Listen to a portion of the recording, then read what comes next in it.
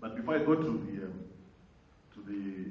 what I wanted to say, just answer the last question, which we have been attempting to how do we deal with this, so that we don't just send emails to that anonymous email address somewhere in the tunnels of the Ministry of Finance. I just wanted to share something which we had started working on for about February, was it? Yeah. The Minister of Finance, we have a little window which we utilize once in a while to see him, just mention certain things. And when I last met him, I proposed and he agreed. In fact, he insisted. And we were going to, soon after this session, having graduated from this education he just gave us today, we thought that with the Minister of Finance and with all the sectoral associations and civil society organizations, the Minister was willing to host an endeavor of the private sector. The key players in the private sector, that with his bureaucrats, the people that give birth to the budgeting process, and finally the budget. His reasoning is like this, that as you have correctly said, year in, year out, from time immemorial, we see public, full page adverts in the Times and Daily Mail asking the public to submit their reaction to the proposed budget, which is already being worked on.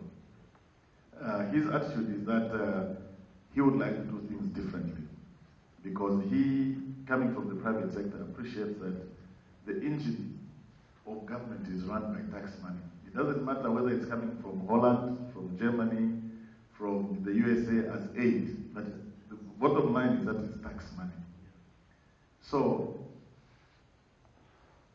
his attitude is that the time to continue begging, crawling on our knees all the time to ask for money for budget support, it really should be a thing of the past.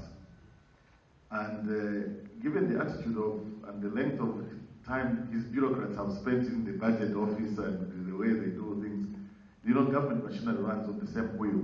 All they do is just remove the spokes, but it's the same wheel. So he is in agreement that perhaps it's time to change the focus and listen to the private sector, civil society organizations. What would they like to see in a budget? Because the argument is, really, from the private sector point of view, it's a question of what would we like to see in a government. Instead of them looking at you and saying you are a fat cow who is ready to be taxed at 35%, would rather be saying, if we're going to contribute to the running of government, there are the following things we'd like to see. Because we never talk about accountability from the part of the government. How do they utilize your tax?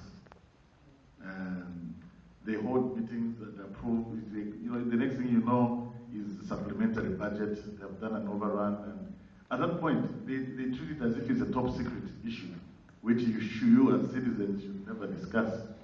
So Minister Chikwanda is quite willing to sit with us, hear us, argue our points, and propose tax measures, the ones which you think will grow the economy, not the standard, pay as you earn, taxing the poor people who get small salaries, the same, because if you look at the tax contributions in terms of reports from ZRA, tax contributions, you people pay more tax than the companies. The pay as you earn contribution, the total, the percentage contribution is higher. The highest contributor is pay as you earn. Now the question is, is the worker happy to be contributing to that extent? What are they seeing in return in terms of services from their government? So those are the arguments we would want to put in a structured discussion with the Minister of Finance. But we must get ready, as our coordinator for this workshop has said. You don't go there and just start shouting like, disgruntled trade unionists. They'll just throw you out and that will be the end. So we need to work together, and once we get that date, ZACCI is willing to coordinate all other stakeholders, the Chamber of Mines, Federation of Employers, Manufacturers, and all the big players in the economy who every year have always had something to say about the budget. And they never get listened to, unfortunately. They come up with issues, and then you have to keep fighting in the course of the year talking about these taxes. So it's important that we do that, and I'll give a guarantee that I'll give a feedback before the end of the week, so that we can then strategize and agree the associations that can come to the table. We consolidate and produce one thought process, so that when the minister agrees to a date and says, let's have this in Durban, it doesn't matter whether he will sit with us only for 2 hours or even less. But when we make that submission, he must hear that the private sector, not ZACCI, not manufacturers, not the mines, because even the mines, I think, are getting worried of going to sit with government because of this, windfall tax thing. Every time the Chamber of Mines pitches up, everybody is already yawning because they know, it's about the same issues. So I think that we'll do that, and I commit that before Friday we'll give a feedback to all our partners in this endeavor so that we can get moving. Now, coming back to our mission for today, I apologize for not coming. I would have loved to be here to participate like everybody else so that we can share in the knowledge which has been ably dispatched by our friend. And I think that we could not have gotten a more qualified person to do this for us. But when I look at what should be the outcomes, or the contents, isn't it? The contents were about overview of the national budgeting process. What influence can the budget have in the businesses? What are the key players? Who are the key players? Which roles the government, ministers, parliament, and others play? I think we're all clear now. The time frame of the budget process. We're always getting involved only in August when it's done. Entry points for advocacy. At which point can we participate? Which method of advocacy should we use? How can we then track changes in the budget? The issue of supplementary budget and expenditure. So it's my view that with the caliber of people here present and the quality of delivery by our colleague from EAZ, I get the sense that we have achieved the objective for which we came here. And I can only thank each one of you individually and separately for having come, because this is an extremely important process. And we thought that at ZACCI we could, through our partners, spend a bit of money to exchange information in this manner, because we need to enhance our capacity to make government accountable. At the end of the day, it's a question of making government accountable. They can't continue collecting money from you, and every year that value keeps going up, and your businesses continues to do badly, but they don't seem to care at all. So we must begin to engage so that they can understand that if there is resistance to paying taxes at a certain level, it's because there are these arguments, and it must make sense. It must not sound like it's a political game, because we're not in the political game. Neither are we interested in grabbing power from the politicians. We just want to get a good job done because we're in business. Business must make money, because the shareholders, invest money in order to get a return. And they have got targets. They think that if I'm putting in $1 billion in consumption, US dollars, I must get $3 billion in 2020. So if along the way government policy seems to start tampering with that process, you cannot start complaining about employment methods. No, why are you pruning workers? Why? Because that's a commercial decision. But you see, because we see this argument from different angle. We think that people out to usurp your authority, people want to downgrade your status as people in those high offices. So you start reading the wrong signals. And I think that's what has been happening all along. The most vocal person becomes the enemy of the government.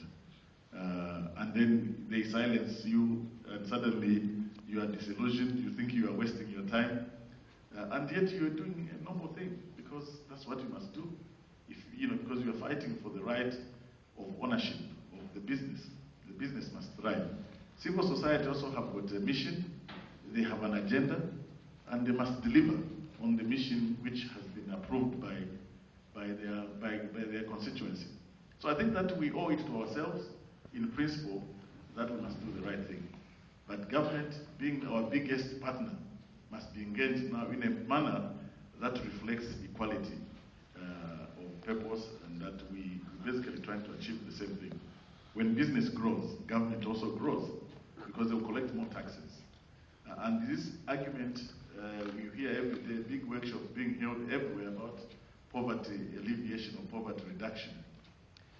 I can't understand how you reduce poverty. You can reduce poverty if you don't create predictability in citizens, which means they must have income. And that income can only come from working, providing labor and getting payment for it. Because donations don't reduce poverty.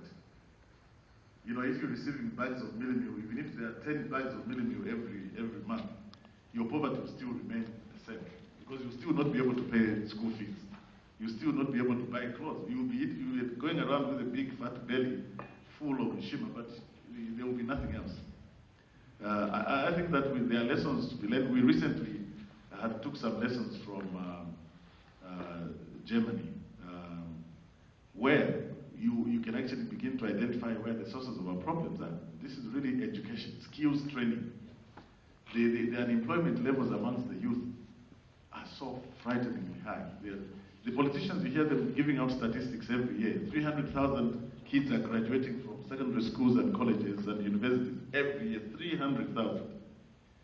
Of those 300,000, you make follow-up, less than 10,000 get jobs. Why? Because they don't have the skills to enter the job market. They have not been properly trained. They're just doing academics. So what they do is memorize the whole book, pass the exam. 2 months later, they have forgotten what they studied. So what are we doing? But look at the amount of money that government is plowing into the education system. TVETA, Ministry of grade 1 to 12. So much money is going in, but it's not yielding. What is the problem? It's because they're not engaging you. The people that use the skills. So when those kids come out, you look at papers, they can't even work for you. So it means the money spent on them has been wasted. Because you must, even if you retrain them, even if it's your daughter, you engage them, you must train them in the job. So they will be useful to you only maybe 5 years later. So what happened to the budget that went in? It's been thrown away, and that's tax. So it means your money, the high tax you paid, has just gone to waste.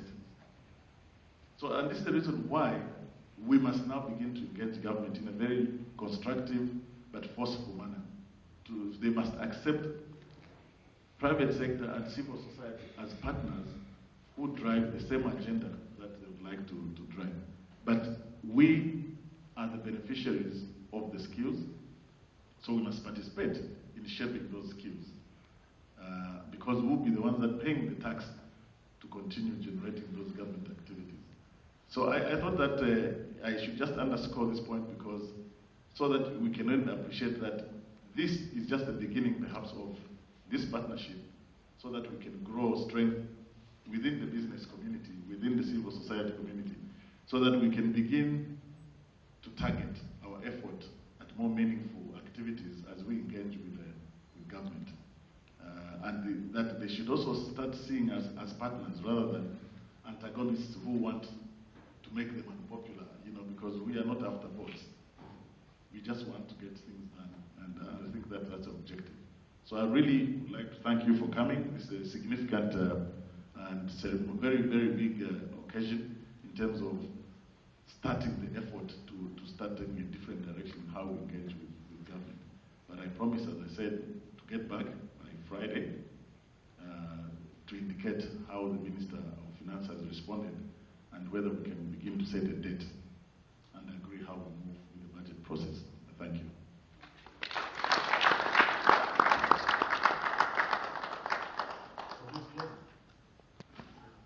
With those few words,